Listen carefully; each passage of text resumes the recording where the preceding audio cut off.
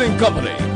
Sa balita, komentaryo, isyu,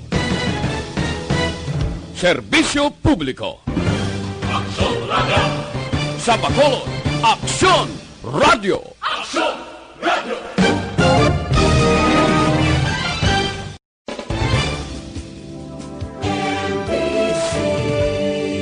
Manila Broadcasting Company. Sa balita, komentaryo, isyu, serbisyo publiko. Aksyon Radio! Sa Bacolod, Aksyon Radio! Aksyon Radio!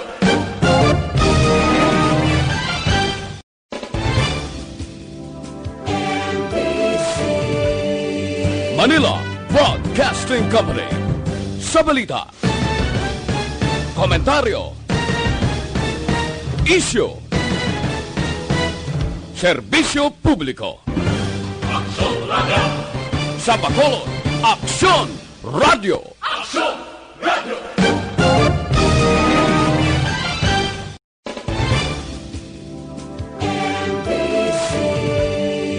Manila Broadcasting Company. Sa balita, komentaryo, isyu, Aksyon Radio Philippine Standard Time, las 6:35. This time check is brought to you by ACS Manufacturing Corporation, ISO certified, world-class quality. This time check is brought to you by Decotin 40. For clog nose and headache, take only Decotin 40. Dunkin' Donuts, pasalubong ng bayan. This time check is brought to you by Hemorrhoid FA. Kaya kung healthy ang dugo, mas layo sa sakit. Aksyon Reports, second portion. Di kalidad, kag madalong ng mga analisis sa pinakainit na balita sa bilog na probinsya kag nasyon. Aksyon Reports, second portion. Patas kag balanse na komentaryo sa mga issues kag mga balita nga nag-aapekto sa mga pumuluyo sa adlaw-adlaw nga tanan. Aksyon Reports, second portion. Upod sa veterano kag respetado nga komentarista, Aksyon Fred Salanga. Karon nga adlaw Lunes, pitsa 3 na bulan sang Agosto, tuig 2020. Anano ang mga balita kag mga isyu para karon nga adlaw Lunes?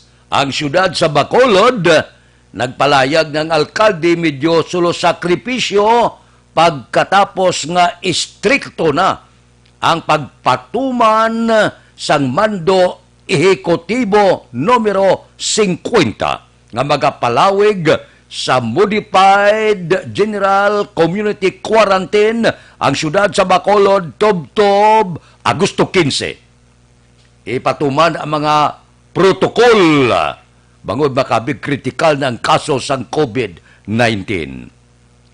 Isa sang aton nadiskubrihan ining 24 oras nga likurban nga nag-epekto sa Agosto 1. Ang pila naton ka mga kauturan, labi na gid ang maluyagon, mag-inom-inom, may mga okasyon sa sulod sang puluyan, disgrasya gid, kay hindi ikaw makabakal sang ilimnon sa anuman nga grocery store, tiyangge o kundiin man, dire sa Bacolod, bangod sang likurban. Ang natabo ang taga Bacolod, gabakal ilimnon sa Talisay Silay kag Bago, sagwa sa Bacolod. Dito sila gabakal dalon sa Bacolod. Amo na nadiskubrihan ko, nagligad, ti may mga grupo kita, nagabakal sila sa Talisay kag Silay, kag dalon sa Bacolod. So, abot silingon ang liquor ban na supposed to be i-implementar sa Bacolod, nga kung tani ang makaganansya ang mga negosyante sa Bacolod, ang nakaganansya yang Bago, Talisay, Silay, kay dito sila igabakal sang ilimnon, sombot silingon, may jutay nga disbintahan, no? Sa mga negosyo. Ang ako niya, ginapahibalo ko lang, ang syudad sa Bacolod, sa akong eksperyensya. Kaya mga grupo ko, gapanawag mo. Nya pare katos balay din minom, tali ko may likor. Nya di gabakal kami sila, Talisay, kag Bago. Dito sila gabakal ilimnon. So, abot silingon ko magamon nga plastada, ang mga negosyante sa Bacolod, dapat sumustubi nga sila makaganansya, ang taga-Talisay, taga-Silay, taga-Bago, kag-sagwa sa Bacolod, amo yang ginapaganansya ta, bangod sang likurban. Ako niya, panugyan lang ginahambal ko lang kamaturan, nga amo ang nagkakatabo, bangod likurban kita, ang nakaangkon sa lagko nga ganansya, ang sagwa sa Bacolod, kay wala sa likurban dito ya. Ti dito ga bakal ang taga Bacolod kag dalon dire sa syudad sa Bacolod. Amo ang nagakatabo bangod sang likurban nga ginpapanaog dire sa syudad sa Bacolod. Ako ya konporme man ko nga may likurban kon kabilugan. Bilog nga Negros kag Bacolod ang natabo subong ya ginatagaan taganan siya ang gwa sa Bacolod kay didto ga pangumpra ya sang ilimnon ang mga nagainom. Pila nga dang ka porsyento ya sa taga Bacolod nga kada hapon ga inom-inom bisan sa sulod lang sa puluyan. So bangod may likurban, sagwa sila sa Bacolod nagabakal sang ilimnon. Para sa akon daw may disbintaha jutay sa mga negosyante dire sa siyudad sa Bacolod. Aksyon Radio Philippine Standard Time, las 6:40. Mabalik kami pagkatapos ini. Ang babae.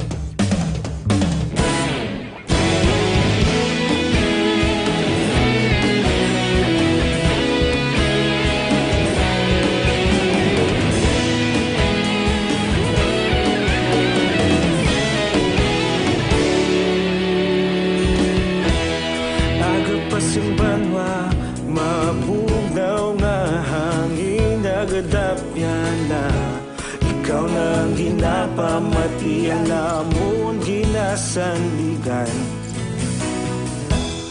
Tingog sang probinsya, kamatuuran ginapalap na minsay nga may dala paglaom kag kasanag.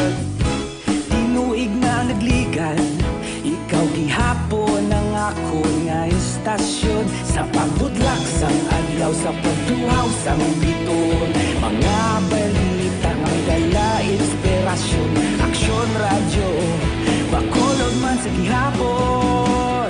Padayon aksyon radyo, Bacolod saludo sa imo. Padayon aksyon radyo, salamat sa pagserbisyo. Patas kag balanse, matuod nga mensahe, wala sang hinadang pilihan. Padayon aksyon radyo.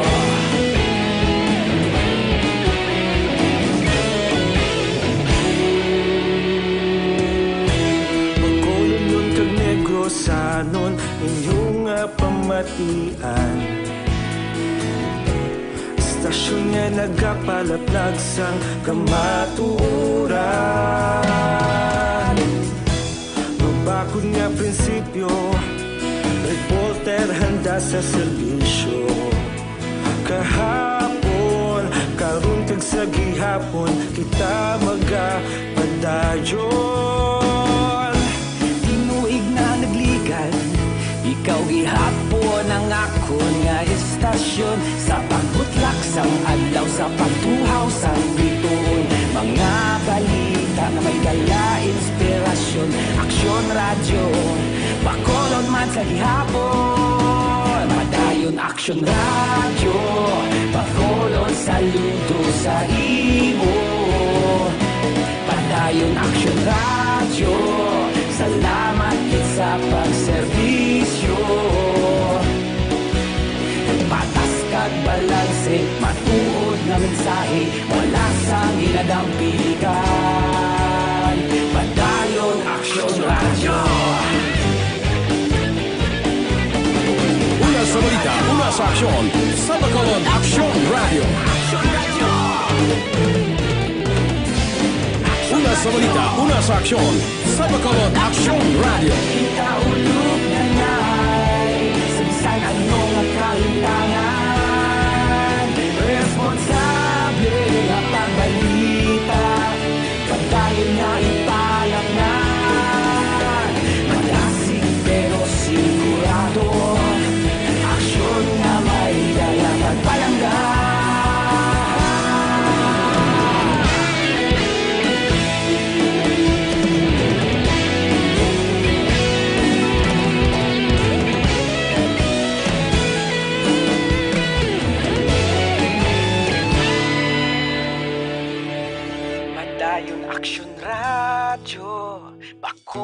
saludo sa imo. Padayon Action Radio, salamat gid sa pagserbisyo. Padayon Action Radio, Bacolod saludo sa imo.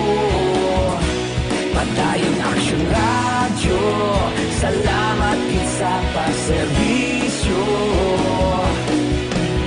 Patas kag balance. Radio Philippine Standard Time, las 6:44 na.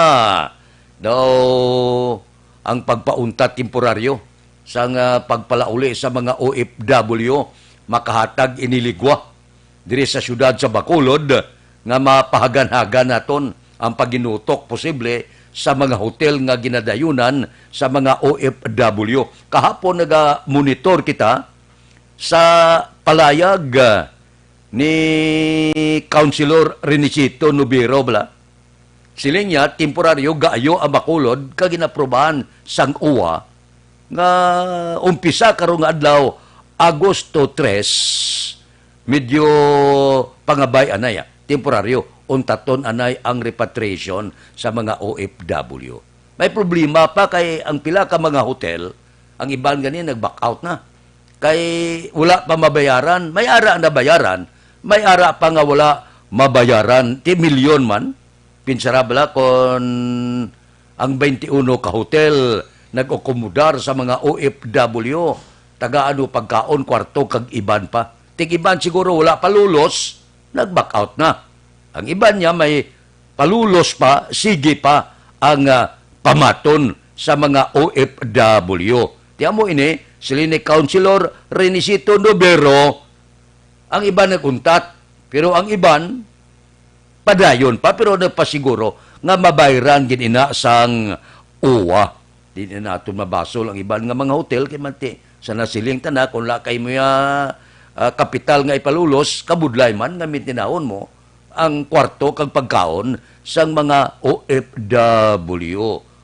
Milyones gali mo ang wala mabayran sang uwa sa mga hotel dire sa siyudad sang Bacolod. Tibangod sang moratorium, posible sa isa ka semana masitol gid ang balayran sa mga hotel. Kag kung mabayran ang mga hotel, okay, balik naman pamato naton sa mga OFW dire sa siyudad sang Bacolod. 17.5 milyones mo ang report sa siyudad sa Bacolod, balayran pa sang uwa sa mga hotel nga ginadayunan sa mga OFW. Amo nang nagpangabay ang siyudad sa Bacolod, nyabi untat kadali, pangabay kami. Moratoryo manay, untat kadali, isang semana. Isitol tang balayran sa mga hotel, pagkatapos na balik kita bato naman sa mga OFW. Tituod man, kabudlay man ay. Kung kapalulos, milyon niya mo. Di pilayan ka mga OFW ngayon sa mga hotel o kumudahon mo sa kwarto, pagkaon. Ako sa bagay, makahulat-hulat ka kung may palulos ka, bayran gina sa gobyerno. Galiti, hindi lang sa madali nga panahon. Pero ti mas maayo na lang na, kaya wala man customer ang iban nga mga hotel, iba nagsira na gani, kay wala gi customer, wala pangsyon kagiban pa. Iniya, madugay-dugay tuod, mahulat-hulat ka tuod, pero sigurado mabayran sa gobyerno. Aksyon Radio Philippine Standard Time, las 6:48. Mabalik kami pagkatapos ini. Sa dinami-dami ng usapin ngayon tungkol sa COVID-19, nangingibabaw ang tanong tungkol sa expanded testing. Ano nga ba ang expanded testing? Bago natin sagutin ito, mahalaga munang malaman natin kung ano ang confirmatory test para sa sakit na COVID-19. Ang reverse transcription polymerase chain reaction o RT-PCR ay isang laboratory test na tumutukoy sa mismong virus sa loob ng tao. Ang RT-PCR ang siya lamang test na ginagamit upang makonfirm ang sakit na ito. Kaya nitong alamin kung may virus na sa katawan ng isang tao bago pa man lumabas ang sintomas. Kaya naman sa ating expanded testing, RT-PCR ang ginagamit natin ngayon. Hindi ito katulad ng Rapid Antibody-Based Tests o RATs na tumutukoy lamang ng antibodies sa katawan. Sino-sino ang kabilang sa expanded testing? Sa expanded testing, ang mga sumusunod na mga tao na may history of travel sa isang lugar na may COVID-19 o nakisalamuha sa taong may COVID-19 ay sasailalim sa RT-PCR test. Una, mga pasyenteng may malubha at kritikal na kalagayan. Ikalawa, mga pasyenteng may edad 60 pataas, pasyenteng mayroong ibang sakit, o mga pasyenteng may maselang pagbubuntis. Ikatlo, mga pasyenteng may bahagyang sintomas. At ikaapat, iba pa nating kababayan at mga healthcare workers na walang sintomas ngunit may travel history o contact. Mayroon na tayong mga laboratorio na kayang gumawa ng RT-PCR sa Luzon, Visayas at Mindanao. Sa kasalukuyan, layunin ng ating gobyerno na tumaas pa ang health system capacity ng bansa upang matest sina lolo, lola, kuya at ate na pasok sa populasyong kailangan ng testing. Ginagawa natin ito upang mabigyan ng tama at agarang atensyong medikal ang mga pasyente at para matukoy ang iba pang tao na nakasalamuha nila.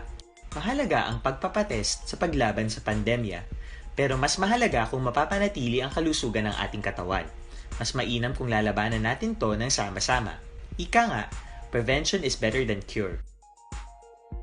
Mag-exercise, kumain ng tama, practice cough etiquette, sundin ang 1 meter rule sa physical distancing, maghugas ng kamay, at higit sa lahat, kung maaari ay magstay at home. Samahan kami sa susunod na video para malaman ang kaibahan ng RT-PCR sa RATs. Para labanan ang banta ng COVID-19 sa ating bansa, mahalaga ang kooperasyon ng bawat isa. Ang pananatili sa loob ng bahay ay isa sa pinakasimple pero pinaka-epektibong paraan para hindi kumalat ang virus. Kunwari, ikaw ang tuldok na ito. Malusog ka at malakas. Lumabas ka ng bahay. Ang hindi mo alam, may nakasalamuha ka ng may COVID-19. Tandaan, mahirap malaman kung sinong may virus, pero madali itong maipasa sa iba. Pwedeng naipasa na pala niya ang virus sa iyo nung umubo siya, o bumahin.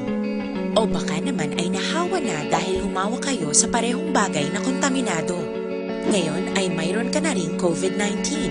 Isa ka ng carrier na makakahawa sa iba. Dahil maaaring ilang araw pa bago lumitaw ang sintomas na ubo, sipon, hirap sa paghinga at lagnat. Pwede ring wala kang nararamdamang sintomas, ngunit nakakahawa ka pa rin. Pag-uwi mo sa bahay, maaari mong mahawahan ang iyong pamilya. Kasama na rito ang lolo at lola mo o ang mga magulang mo na may edad. Sila ang may pinakamahina na depensa laban sa virus. Ang mga may sakit sa puso, diabetes, high blood, at iba pang pre-existing conditions at mga buntis, mahina ang panlaban sa COVID-19. Kapag na-infect ang taong mahina ang immune system, posibleng magkaroon siya ng malalang karamdaman at kailanganing dalhin sa ospital. Sa patuloy na paglabas ng bahay at pagpunta sa pampublikong lugar, tinatayang maaari kang makahawa ng 3 pang tao at sila makakahawa ng mas marami pang iba. 20% ng mga nahawa ay maaaring maospital at dadami ng dadami ito habang mas kumakalat pa ang virus. Bukod sa dumaraming COVID-19 patients, marami pang ibang may sakit ang nasa mga pagamutan. Ang mga pasyenteng malubhang-malubha na ang karamdaman, hindi na maaasikaso. Wala ring lugar para sa mga pasyenteng may ibang karamdaman. Kaya nating iwasan ang patuloy na pagkalat ng COVID-19 kung iisipin natin ang kapakanan ng iba. Kailangan nating isipin at kumilos na parang bitbit na natin ang virus para hindi ito kumalat pa sa iba. Sundin ang social distancing. At hanggat maaari, manatili sa loob ng bahay. Kung talagang kinakailangang lumabas, panatilihin ang 1 metrong layo sa ibang tao. Maging malinis din sa katawan at sa kapaligiran. Parating maghugas ng kamay gamit ang sabon at tubig. At i-disinfect ang mga bagay na madalas hinahawakan. Ang mahalaga, mapabagal natin ang pagkalat ng COVID-19. Para mas kakaunti ang mga kailangang magpa-ospital at mabawasan ang mga Pilipinong magkakasakit. Magiging epektibo lamang ito kung mananatili tayo sa bahay. Sundin ang social distancing. Isang maliit na sakripisyo, para sa buhay ng kapwa nating Pilipino. Tulong-tulong tayo. Let's beat COVID-19.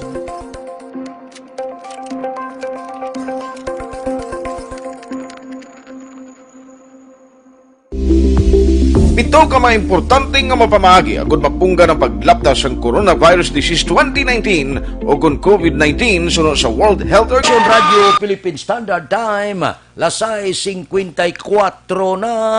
Inaduso sa pila ka mga mamalida. Subong man ang pila ka mga grupo, simbahan kag iban pa.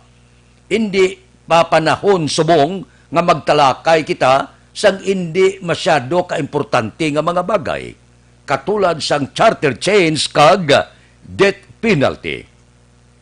Ang pila ka mga mamalida kapon kung si Senador Richard Gordon pa nya babayaan talang anay na ang pagtalakay sa mga death penalty nga na, hindi na inasubong prioridad sang tao ang aton subong tunan kung paano mapabangon ang ekonomiya kag matap na ang COVID-19. Sa akong pananawan, husto ina. Gakadugmok ng aton ekonomiya, amat-amat nga nagasarurot na ang ginaigo ya, ang mga imol naton nga mga utod. Ining mga dalagko ya, nga mga manggaran, hindi pa ni mano, may palulos ina sila. Ang Special Amelioration Program sa gobyerno, hindi ini siya makatabang mintras tanto. Piyan-piyan lang ini. Ini siya daw tulutamba lang, temporaryo. Pero ang gutom mabatyagan kag ang kakulangon sa trabaho, milyon sa bilog nga pungsod Pilipinas. So, hindi kita anay agad talakay sa mga isyu, ining mga charter change, death penalty. Pila na lang ka tuig ang ibilin dire ni Presidente Rodrigo Duterte. Itugyan tayo na sa masunod nga administrasyon pagkatapos sang termino ni Presidente Rodrigo Duterte. Ining mga bata-bata ya, mga mamalida, abi untatin nyo na panahon subong nga magbinuligay, panahon subong nga tabangan ta ang mga imol nga ginagutom. Ang mga charter change kag death penalty mong inyo. Hindi pa na panahon subong. Salbaron tanay ang ginagutom. Salbaron tanay anawad-an trabaho. Imbes nga magbulig ka mo, nga matagaan trabaho, tiba pinangakas pas trabaho, amak mo. ABS-CBN implo. 11,000 ang kakasan nyo trabaho.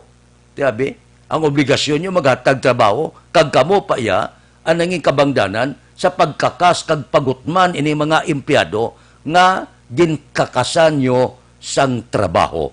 Hindi kakita niya nga ang gobyerno nga supposed to being mabulig, amo pa ang nagalit sa mga empleyado.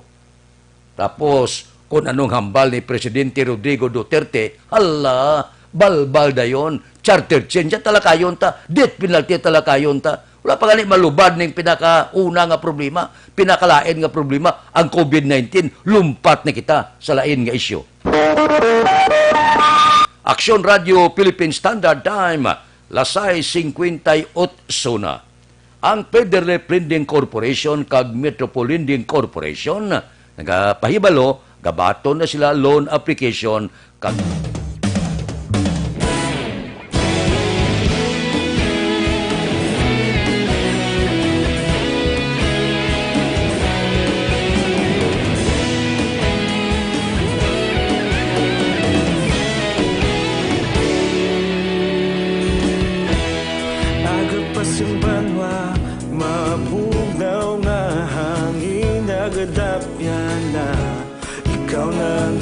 Pamatian namon ginasandigan.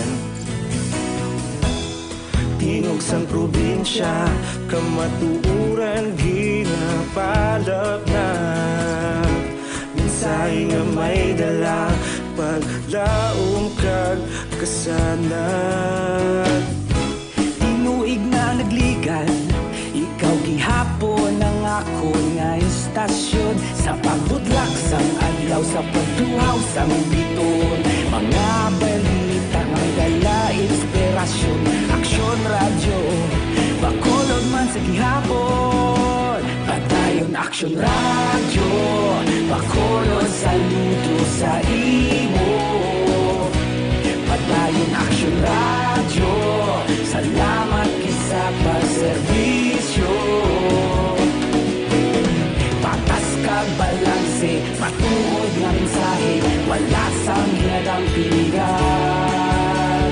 Padayon aksyon radyo.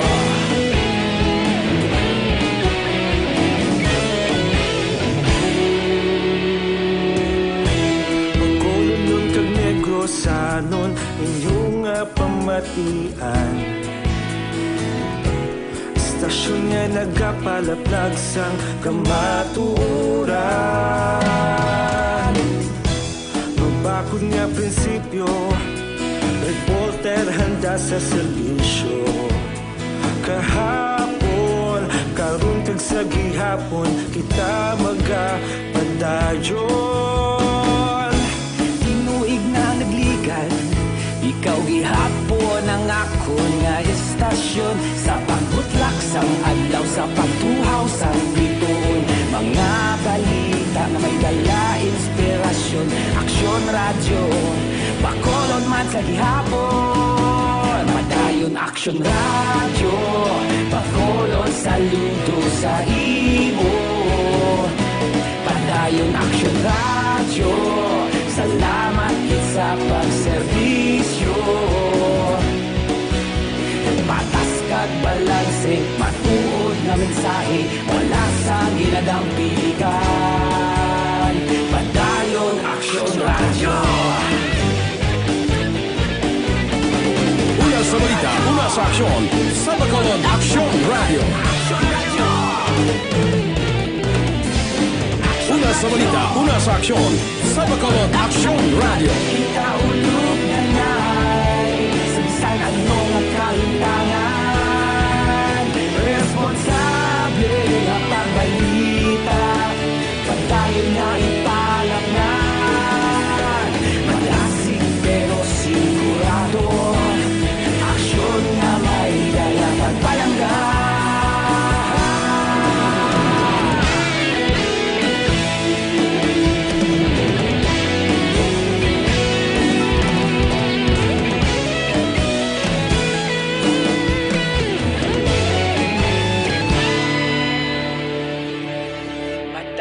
Aksyon radyo, bakolod saludo sa imo.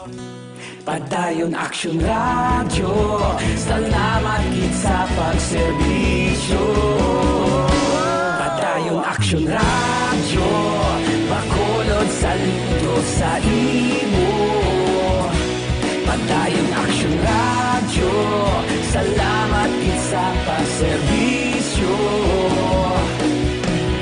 Patas kag balanse, matuod nga mensahe, wala sang ginadang pilihan. Padayon aksyon radyo.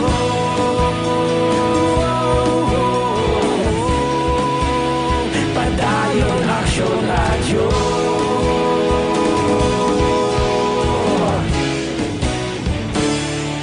Padayon aksyon radyo.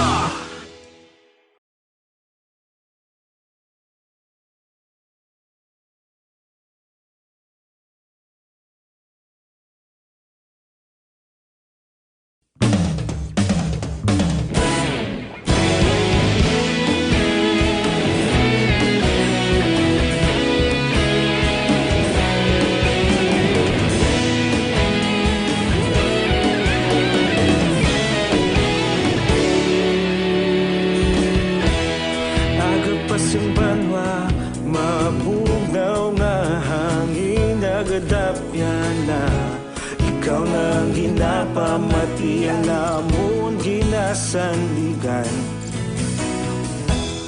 Tingog sang probinsya, kamatuuran ginapalap na. Minsay nga may dala, paglaom ka. Aksyon Radio Philippine Standard Time, las 7:04 na, standby na. sa aton Aksyon Balita Morning Edition. Liwat magadulong sa aton sa mga balita lokal, national, international, sports, kag artista. Upod kita. Aksyon Boy Duran, kag Aksyon Dorel Cabato. Aksyon Fred Salanga, una sa balita, una sa aksyon, sa Bacolod, Aksyon Radio.